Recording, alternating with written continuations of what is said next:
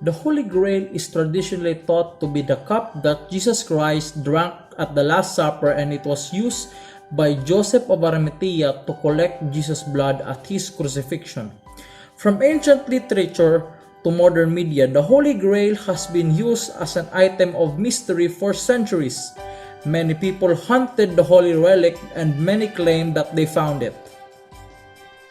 The word Grail comes from the Latin word gradale, which refers to a deep platter that food were served on the medieval banquets. Throughout the years, the Grail has been described as a dish, a chalice, a platter, and a goblet. It was believed that the Grail possessed a miraculous healing power and even immortality.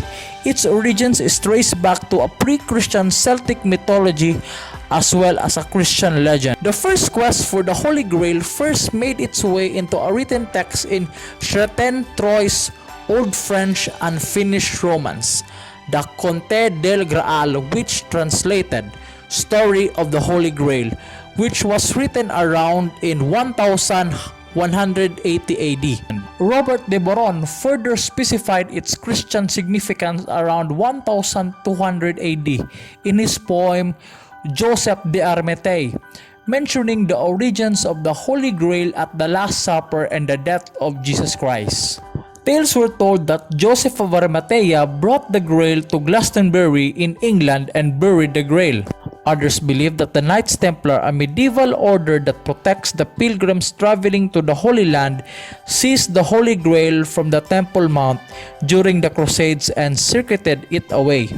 In March 2014, two Spanish historians, medieval historian Margarita Torres and art historian Jose Manuel Ortega del Rio, claimed that they found the Holy Grail at the church in Leon in northern Spain. They said the Grail had been there since the 11th century. Scientific dating confirms that the Grail was made between 200 BC and 100 AD. The historians also presented a data that included 3 years of their research on the missing Grail.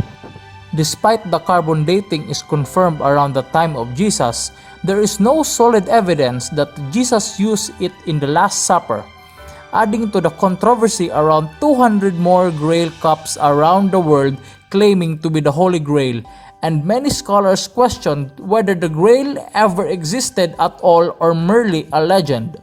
To answer the question, let's find out in the Bible. The Bible did not mention the existence of the Grail.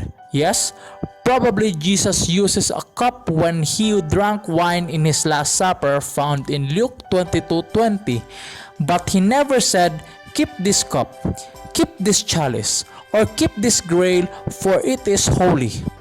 The Grail is nothing but a legend and a myth, but there is one thing Christ wants us to search.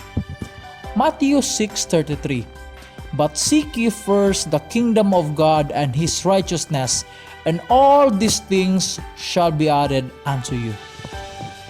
Instead of wasting time searching the Grail, search the kingdom of God.